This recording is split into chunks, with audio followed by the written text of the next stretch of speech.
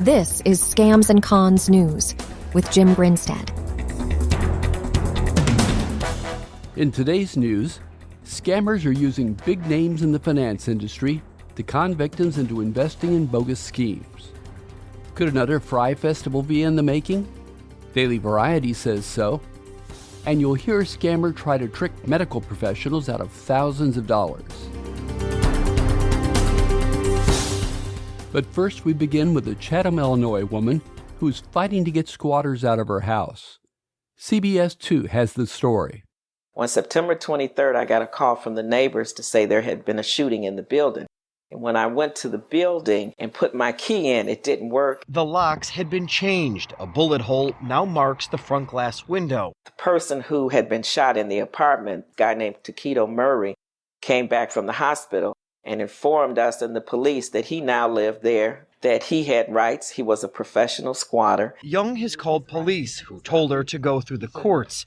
She hired an attorney and has been trying to eject Taquito Murray from her mother's home since September. It's been a nightmare. Taquito Murray has been arrested at least 6 times since 2017 for drug and weapons charges. We went looking for Taquito, and at first no one came to the door, but a few minutes later a woman exited the house and approached our truck. It was Taquito on the phone, and he agreed to talk. I'm in the process of finding somewhere to stay. I mean, just can't move like that, that's all.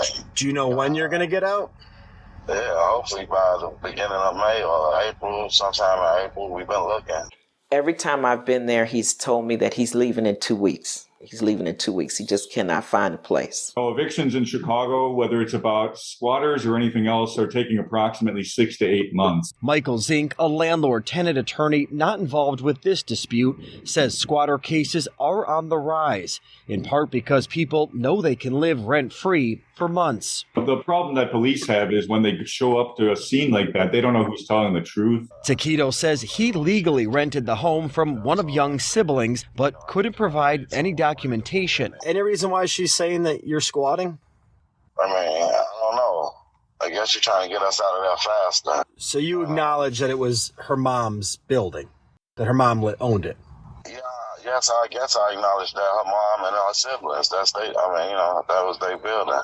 Now, Darthula says she has been unable to sell the building because of the squatter situation. And since someone is technically living in the home, the city of Chicago has not shut off the water. There is currently a bill for over $1,300 in Darthula's name. She'll be back in court in a couple of weeks.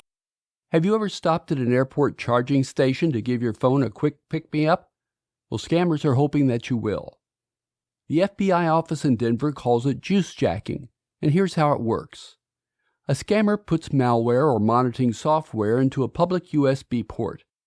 That gives them the ability to steal data off a phone when it plugs in. It could include passwords, addresses, or banking information. Victims could even have their phones locked through the software. A spokesperson for Phoenix Sky Harbor International Airport regularly maintains charging stations and removes any cables or cords left behind that could contain malware.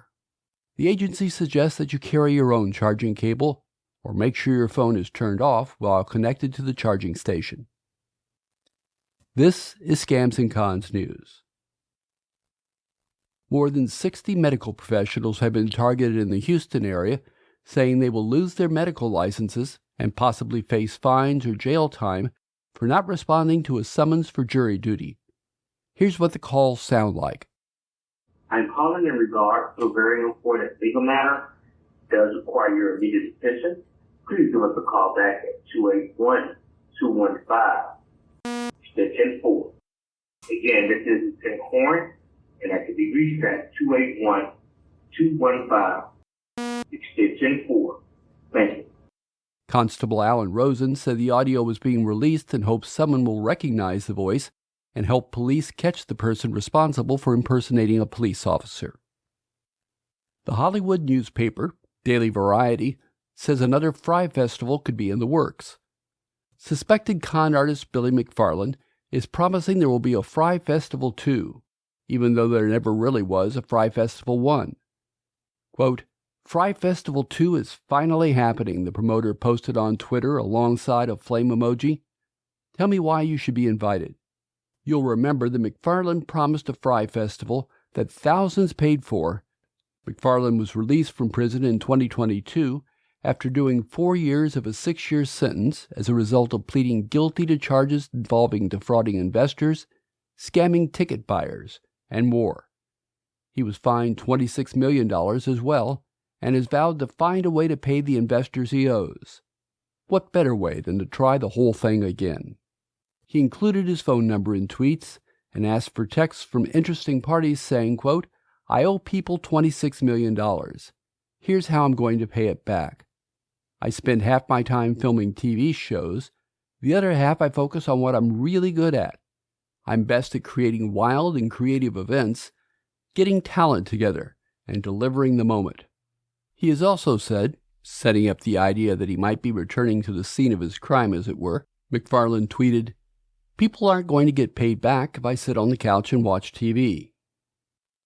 A Girard, Ohio woman has been caught up in a job scam.